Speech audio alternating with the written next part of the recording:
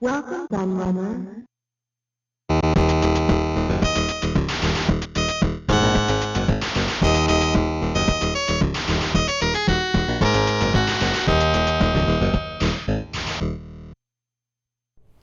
Hello everybody, Kieran aka the Retro Laird here, and I'm back with a kind of hardware review type video for you today, but not a kind of regular hardware review.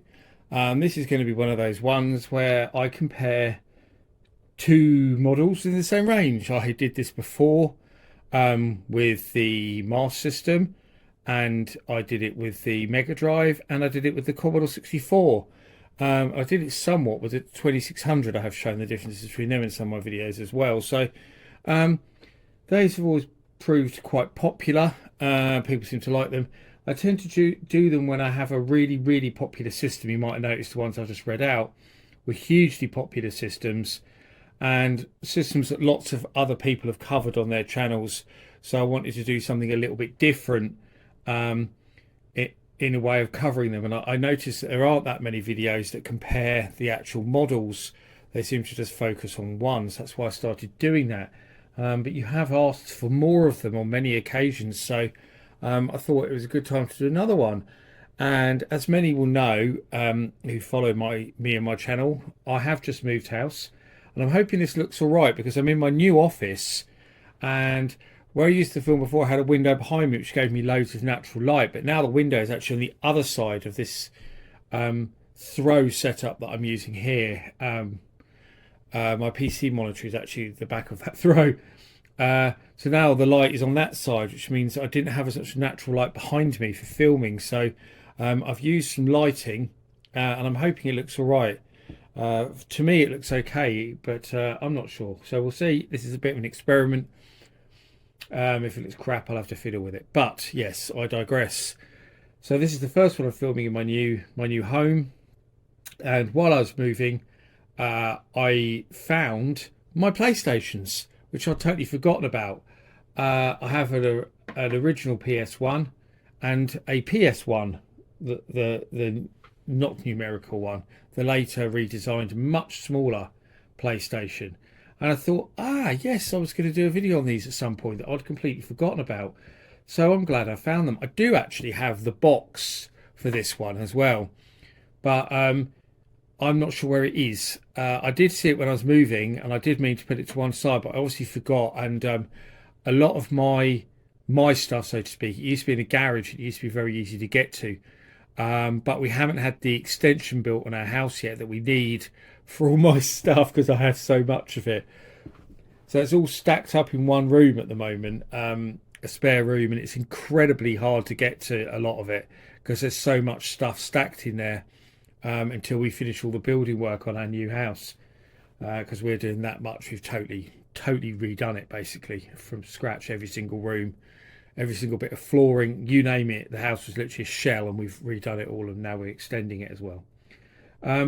But yes, I digress again. But that's what led me to this. I found it and thought, yeah, let's go. But the box, I don't think we need anyway. I mean, who wants to look at the box? So actually, the box of this is a really boring. It's the really boring plain PlayStation box that has almost nothing on it. It's just kind of silver grey box. It's very dull indeed. But yeah, and actually, I do want to mention as we start this video, I always like to give some personal context for whatever system I'm looking at the beginning of my videos, and this PS1 here I do actually have a somewhat personal connection to, which I have with very few of my consoles, but I've only got a few that are my original consoles from back in the day. My Jaguar is, my 2600 Junior is, my ST is, my Lynx is. I think that's it off the top of my head. But this PS1 belonged to my flatmate. It was a kind of shared console, I suppose, but he paid for it. And yes, we used to play on this on occasion. Neither of us were much into gaming by that point. The main reason we actually got a PS1 was to play LMA Manager.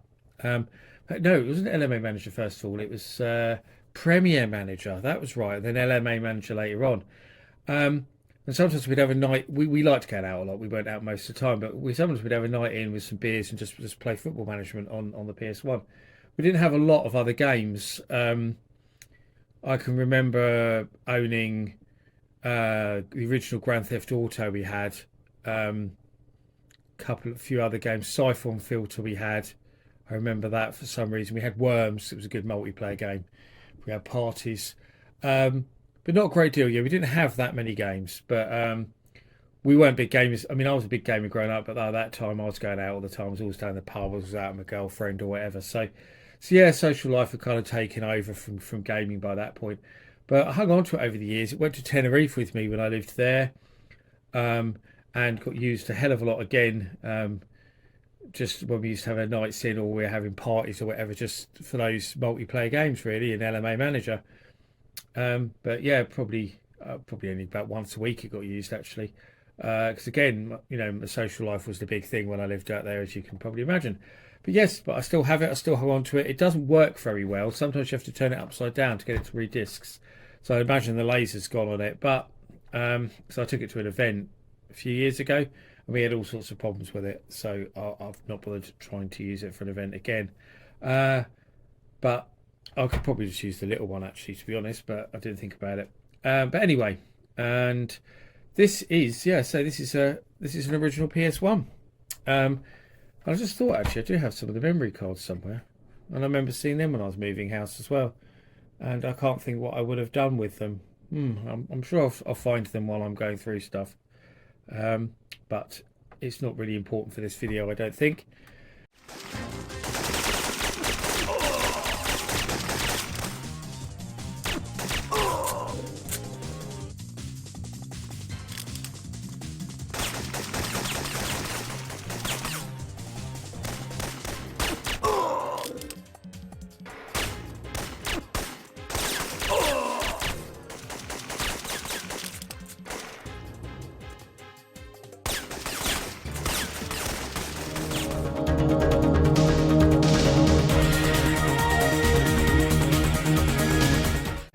So yes, so here's our original PS1. Quite a sturdy, heavy unit. It's surprisingly heavy, actually, I think, because the power supply is inside. So we'll have a look through this one first, and then we'll have a look at the newer one. So obviously this just says PlayStation on it. And on the front we have our reset, our on-off switch, and our eject button. Oh, there's a disc in there, GTA 2. So it's obviously the game I was using probably, or was it the original early GTA 2? Yeah, the last time I used this at the convention, we were also trying to play GTA 2 on it. But I do have some other games lying around here as well. But yeah, didn't realise that was in there. On the front, also we have our controller ports and our memory card ports. The memory cards for the PlayStation always frustrated me because, to give my own personal story, during this gen I had a Jaguar and then a Saturn, and then I had the Saturn when I kind of went away from gaming and started my social life kind of took over, and then I ended up selling the Saturn for peanuts to somebody, which I massively regretted because I had some games back then that are now worth stupid amounts of money. So yes, bummer, but that's how you go. But when I went to the PlayStation, when I moved in with my flatmate a bit later on, it frustrated me, the memory cards, because for example the football management games took up a whole memory card for one save. And on the Saturn I just wasn't used to that, because you had that big backup cartridge you could plug in for the Saturn, and you could store flipping tons of stuff on them. So yeah, I found the whole memory card system with the PlayStation really annoying and frustrating. And I'll mention the controllers in a little while, but yes, on the back we have a parallel port, something you don't often see in a console, but this has it. I think one of the things you put in there, if I remember rightly, was action replay cartridges you could get for the PlayStation for cheating, and I think they plugged into that port, if I remember rightly. So yeah, we've got the serial port, which is for linking up two consoles to play link-up games. There was quite a few. There's a Ridge Racer one, I seem to remember, that uses that. Then we have a AV multi-out, which is for the very strange TV cable, which I've got one of here. So this had its like own unique adapter.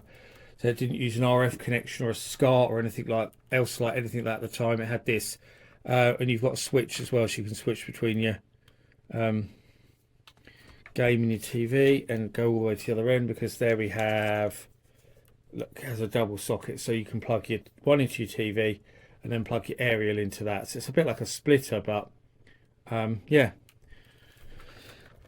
that goes in there. I thought I'd keep that.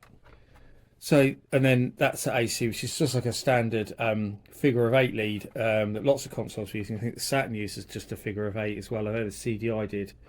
So yeah, that's all that's on the back. There's our sticker just with our serial number and stuff like that, and some vents, and that's about it really. There's nothing on either side to show you. But yeah, as I say, it's quite weighty. It's a lot bigger than you'd actually, a lot heavier than you'd expect it to be. So what about its sibling then?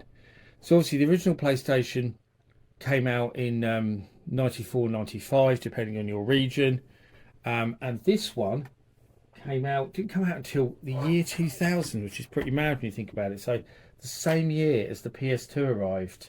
So I believe it was summer 2000 it launched, and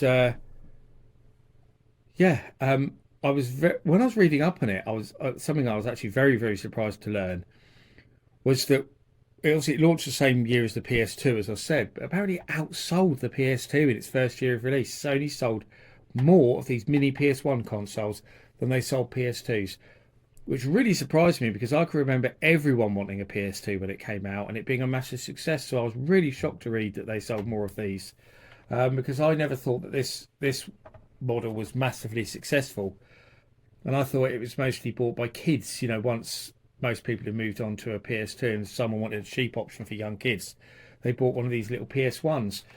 And you'll see that rather than saying PlayStation, the logo, it says PS1 now. And how most people differentiate these is, this is PS1 spelled out, so PSONE, and then the original ones they call PS1 with the number 1. Works for me. Rather than saying like Junior or Mini or Model 2 or whatever, that's how they generally differentiate the two. So on here, you'll notice we don't have a reset button anymore. If you compare that and that, you'll see there is no reset button. These are marked the same. Now that's marked reset, but you can't actually reset this console. These smaller ones, what you can do is turn it off and on again. So there's no actual reset. You have to just turn the console on and off again. Not a big deal, I suppose. A standard eject button, so the lid flips up. It's a lot lighter. They're still fairly heavy for a little console, but it is very compact, but it is a bit lighter. Apparently this used much cheaper parts than the original PlayStations. Well, like most console redesigns did, actually, really.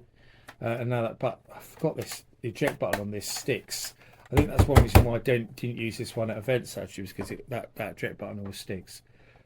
We've got our same memory card and controller ports. Nothing on the sides, and all we've got on the back now is our AV out and a DC in. Now you'll notice no power supply now. The power supply is now external, which is one reason why they managed to reduce the size that much. So totally different power socket, and it needs its power adapter, which I do have somewhere. Not sure where, but I don't really need it. And that's all there is to show you, really. So in terms of the back, like I say, we've got no link up port anymore, so you can't link these two together. You cannot link the original PS1 with the original, the newer one with the original one. There is no parallel port either, so you can't use action replays or any other add-on devices that use that. I think there might be a modem or something that uses that as well. So nothing like that. So greatly simplified design. So if you are wanting to have the whole PlayStation experience and do everything with it, you don't want one of the newer, smaller consoles. You want one of the original ones. I mean, there are also original ones that have more stuff. Like there's ones that have the audio plugs on the back, the kind of professional ones, so you can have separate audio out and stuff like that on them. Those models are highly sought after because you can get much better TV video output and audio output from them. I'll have to try and find a picture of one and stick it up on the screen. I can't remember what you actually call it. There's a specific name they call those PlayStations, and the name is totally escaping me. but I'm sure you know what I mean, and I'll show a picture of one. So that's it. In terms of size, you can see the size difference like that, quite a bit. You've seen the size difference with the thickness when I've got them from the front. Again, it's not quite so substantial. I mean, if I put that there, still quite a bit higher. The depth is pretty significant as well, that size. And yeah, that's pretty much all there is to show you with these, really.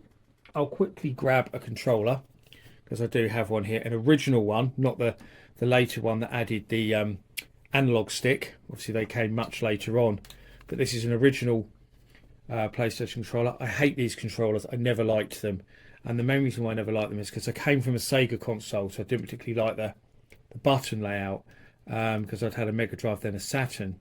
But mainly I hate the joypad. I absolutely detest that, the way it's in separate bits. The Saturn joypad was so superior. But obviously these plug in like that and used as a totally new and unique controller port, controller plug setup, even totally different to anything else.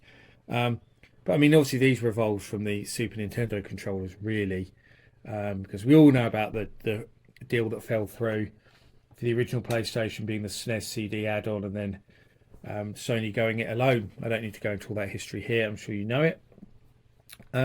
So I've got a few games. I never liked these cases either, because they got broken so easily. It's always these bits, the hinges that broke on them. They snapped and got broken so easily. Again, come for the Saturn, which have much better cases, pretty much more robust. But the interesting thing about the PlayStation was always these black CDs, which they originally did to deter piracy, so it wouldn't play normal CDRs. But people soon found ways to chip PlayStations to get round that. And yeah, and there was lots of people chipping PlayStations so they could play CDRs and pirated games. There's 2 ECW games on the PlayStation that I remember, and I really liked them both. They pretty don't play so good now, but I loved ECW. I was a big wrestling fan when I was younger. Loved ECW especially, so yeah. ECW games are great. I've got Knockout Kings there. Just grabbed those 2 games because they were with the PlayStation. But I've also got GTA Collection, which has got 1 London and 2. That's a 2-disc in the machine down there somewhere. And I thought I had a few more games as well, but I couldn't tell you offhand what. I can't even think what else I might have. I'd have to try and find them. But yeah, I do have a few. Oh, I've got an Atari Arcade Collection one that's got like Road Blasters and some other stuff on it. I remember now, actually.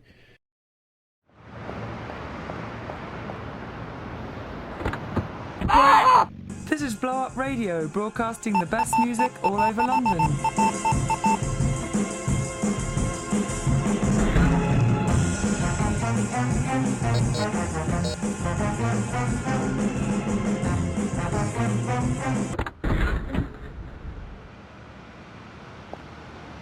You bought that, yeah?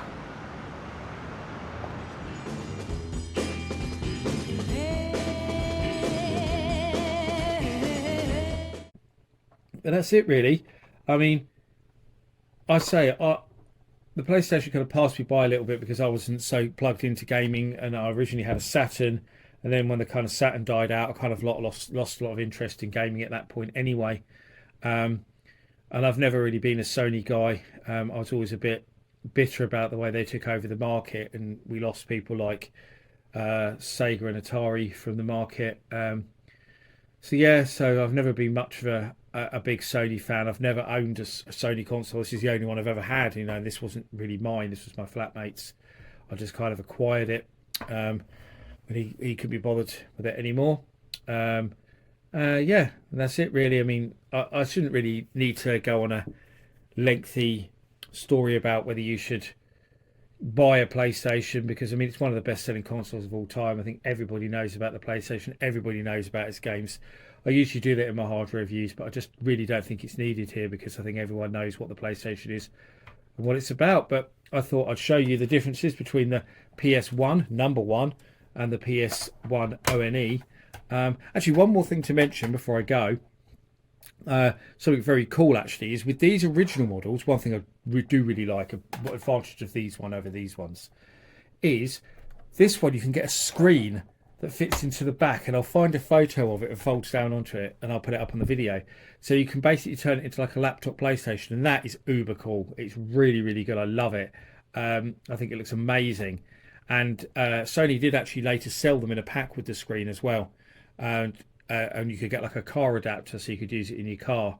So it's like a proper laptop PlayStation, which I thought was an amazingly good idea. And I would quite like to get one of the screens actually, just because they look so cool. But yeah, that's another point I wanted to make. But anyway, I'm done now. I've got detoured again in this video. But as always, I've been the Laird. I thank you for watching, and I'll see you all again for another video very soon. Thanks for watching. Bye bye.